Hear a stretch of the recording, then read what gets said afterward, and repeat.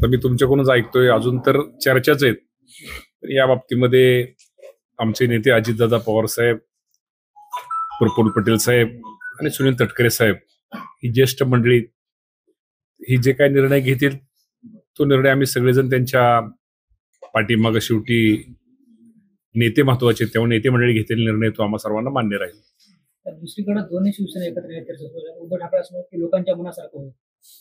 आता शेवटी तो त्यांचा विषय, एकत्र येतात का नाही येतात ते माहित नाही, परंतु आम्ही पण आता मीडियालाच वाचतोय, टीव्हीवर पाहतोय, तर शेवटी एकत्र यायचं का नाही यायचं तो दोघांचा विषय आहे. साहेब, सुपेकरावर जे ते गंभीर आरोप होतात, 500 कोटीचे आरोप झाले, मात्र आज त्यांनी मीडियासोबत मुजोरपणे बूम सुद्धा बाहेर घेतले. आता सुपेकरांच्या बाबतीमध्ये या बाबतीमध्ये जास्त काही आम्हाला माहिती नाही, पण आता आम्हीच बाहेरनच ऐकतोय, टीव्हीवर ऐकतोय, वर्तमानपत्रामध्ये ऐकतोय.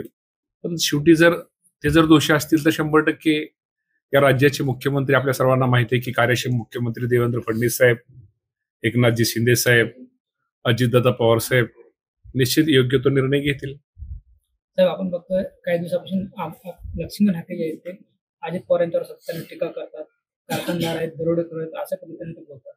कसं काही लोकांना प्रसिद्धीची सवय असते आणि काहीतरी बोल ओढल्यानंतर, आणि शेवटी एक गोष्ट खरी आहे ना, एखाद्या मोठ्या माणसाचं नाव घेतल्यानंतर त्याचा खालच्या माणसाचे थोडं नाव दखल, टीव्ही मीडिया दखल घेतो.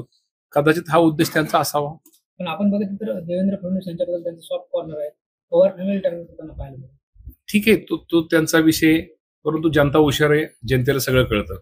आणि मॅचच्या बाबतीमध्ये डीपीडीसीच्या माध्यमातून इथले जे पालकमंत्री सावे साहेब, त्यांना ताबडतोब आमच्या क्रीडा विभागाच्या माध्यमातून त्यांच्याकडून आम्ही निश्चित प्रकारे ती मॅचची जी मागणी ताबडतोब पूर्ण करू. मंत्रिमंडळात नाराजी आहे म्हणत अजितदादांच्या विरोधात, निधी वगैरे देत नाही तसं हाके यांनी सांगितलेलं आहे.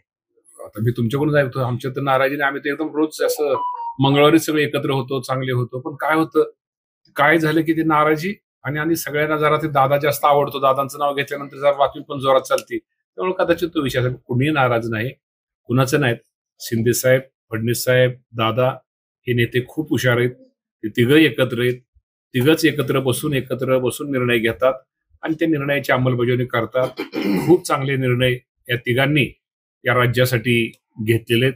त्यामुळे सगळेच या राज्यामधले निर्णय घेतल्यामुळं निश्चित त्याचा फायदा सर्वसामान्य माणसाला मिळतोय. नांदेडच्या स्टेडियमला 700 कोटी आली, पण अद्याप तयार झालं नाही. ऑलिम्पिकच्या स्टेडियम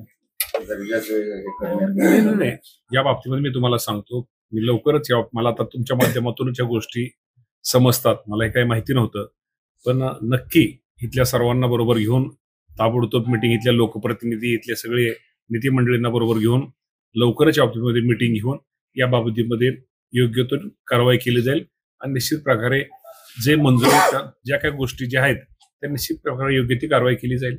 साहेब, स्थानिक स्वराज्य संस्था 3 शिवसेनेच्या आहेत, मात्र राष्ट्रवादी चिखलीकर साहेब एकच आहेत, कशी ताकद देणार आहेत? चिखलीकर साहेबांना ताकद म्हणजे चिखलीकर साहेबच आमची ताकद आहे, त्यामुळं काय अडचण नाही. चिखलीकर साहेबांच्या माध्यमातून या जिल्ह्यामध्ये भविष्यामध्ये येणाऱ्या सगळ्याच निवडणुका, स्थानिक स्वराज्य संस्था असतील, नगरपालिका असतील, महानगरपालिका असतील, या निवडणुका लढवल्या जातील